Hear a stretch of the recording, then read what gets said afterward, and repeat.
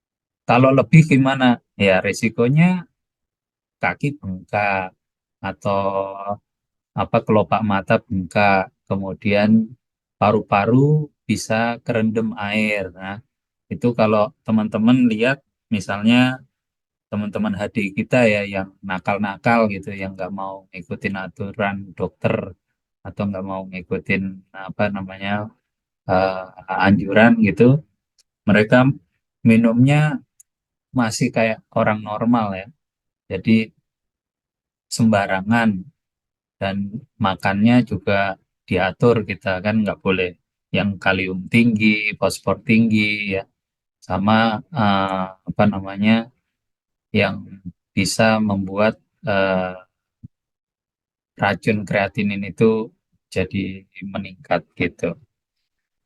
Selain eh, aturan minum makan, orang HD juga kebentur dengan rutinitas ya. Artinya setiap 2 kali dalam seminggu mesti ke rumah sakit, spending waktu 4,5 jam atau 5 jam di rumah sakit untuk melakukan HD. Dan kadang setelah HD, kalau teman-teman baru awal-awal gitu ya, mungkin ngerasa pusing, ngerasa melayang-layang, bahkan ada yang kolaps karena apa namanya tensinya ngedrop ya.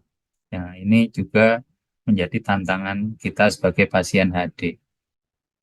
Dengan latihan napas itu saya rasakan manfaatnya bahwa setiap pulang HD itu masih apa ya, masih ada energi, masih bisa uh, jalan sendiri, masih bisa nyopir sendiri ya. Nah itu mungkin nggak semua orang HD bisa melakukan itu. Nah, awal-awal dulu memang saya selain gagal ginjal kronis, masih dikasih bonus sama Tuhan ya. Dikasih autoimun, namanya GBS. Nah, GBS ini nyerang saraf ya. Dia nyerang saraf dan bisa membunuh atau mematikan. Karena saraf paru-paru kalau sudah kena GBS itu bisa lumpuh total. Artinya paru-parunya nggak bisa mompa atau nggak bisa melakukan pernafasan. Nah, itu sudah tahap akhir ya. Artinya dia merembet dari kaki ke atas. Jadi dari ujung jempol kaki ke lutut, ke paha, sampai ke area badan atas. Nah, itu waktu itu awal-awal saya bulan Desember 2022 itu saya kena GBS. Nah, itu saya mesti masuk ICU, kondisi lumpuh kedua kaki. Nah, itu akhirnya saya nggak bisa apa namanya beraktivitas dan mesti ngikutin cara medis ya, karena treatmentnya mesti disuntik atau diinfus dengan imunoglobulin itu gamma ras. Gamma ras ini satu ampulnya mahal banget, bisa 4 juta sampai 5 jutaan lah. Nah, itu bisa habis 51 ampul saya waktu itu. Nah, ini eh, tapi dengan pengobatan medis itu saya juga akhirnya HD karena supaya eh, pengobatan GBS-nya bisa berjalan lancar, saya mesti HD dan akhirnya saya rutin HD. Dan setelah pengobatan GBS itu saya masih harus fisioterapi, mencoba berdiri lagi, merambat lagi supaya latihan berjalan lagi gitu ya. Itu perlu waktu hampir 4 bulan saya lumpuh itu. 4 bulan saya lumpuh dari Desember 2022 sampai bulan Maret 2023. Tetapi saya punya semangat. Saya setiap hari latihan olah napas. Saya yakin bahwa ada mujizat dari Tuhan, saya bisa sembuh. Dan akhirnya terbukti. Akhirnya saya bulan Maret udah mulai bisa kerja lagi, udah bisa jalan lagi, bisa lari lagi, bisa main basket lagi. dan luar biasa. Ya, akhirnya saya sampai sekarang rutin olah napas dan bisa beraktivitas. Nah, itu kalau nggak dibantu olah napas, mungkin saya recovery-nya bisa setahun untuk GBS itu. Karena saya masuk ke grup GBS juga, itu saya lihat pasien-pasien lain itu yang kena GBS itu recovery-nya setahun, bahkan sampai 2 tahun mereka masih pakai kursi roda. Dan mujizat sekali Tuhan berikan pada saya kenal Mas Gunggung, bisa olah nafas ini dan membantu untuk recovery itu super cepat ya. Artinya dalam 4 bulan akhirnya saya bisa berdiri lagi, bisa jalan lagi dan beraktivitas lagi. Hampir 90% lah kondisi lumpuhnya itu bisa recovery pulih gitu. Ya, itu uh, manfaat dari olah napas ya. Jadi kita tetap semangat, tetap latihan setiap hari. Kita nggak tahu mujizat apa yang Tuhan mau beri kepada kita dengan olah napas ini. Yang jelas olah napas ini bisa memperbaiki dan meningkatkan energi di dalam tubuh kita. Jadi kalau lemes-lemes, letih, lesu gitu ya, bangun tidur kita lanjut olah napas saja itu langsung seger ya, badan itu langsung langsung punya energi baru. Ya, kita rileks dulu, santai dulu, tarik napas yang dalam-dalam, bisa tapi capek ya, betul. Jadi kita istirahat dulu ya. Karena memang ah, orang gagal ginjal itu nahan napas saja juga ngos-ngosan sebetulnya. Bahkan mandi aja kalau ini rasanya capek banget. Padahal cuma guyur-guyur gitu doang. Ya, disadari kita memang ada batasan ya, kekuatan tubuh kita udah nggak sekuat sebelum kita sakit dulu. Tapi kalau kita punya oximeter ya, kita bisa pasang oximeter kita lihat kadar oksigen kita udah 99% lagi belum. Nah, kalau belum, kita perlu tarik napas yang dalam-dalam lagi. Jadi di dalam olah napas ini eh, sebetulnya nggak berat kalau udah rajin dilatih ya. Artinya kalau setiap hari kita latihan olah napas, itu lama-lama tubuh kita akan beradaptasi ya dengan kondisi olah napas kita. Jadi akan semakin hari semakin kuat kita untuk melakukan olah napasnya. Tapi kalau bolong-bolong gitu ya, nggak konsisten, nggak setiap hari dilakukan, nah itu ya sama kayak orang nge-gym ya. Orang nge-gym itu kalau sebulan nggak nge-gym terus nge-gym gitu, wah pasti badannya sakit-sakit, pegel-pegel, linu-linu gitu. Tapi kalau udah rutin setiap hari nge-gym, ya otot itu akan punya daya tahan. Sama seperti paru-paru kita dengan olah napas ini dilatih ya, setiap harinya dilatih atau melakukan exercise supaya semakin hari semakin kapasitas paru-paru kita meningkat dan kuat gitu. Oke, kita akan tutup latihan kita di malam hari ini dengan ritme 55. Kita persiapkan diri kita. Ritme 55, tarik hidung, buang hidung, mata terpejam, rileks, dan hadirkan rasa senang, gembira, damai, bahagia di dalam diri kita ya. Kita syukuri, kita sudah melalui tahapan latihan napas kita dengan lancar dan selamat. Kita tutup dengan ritme 55. Kita mulai. Persiapan. 3, 2, 1. Tarik.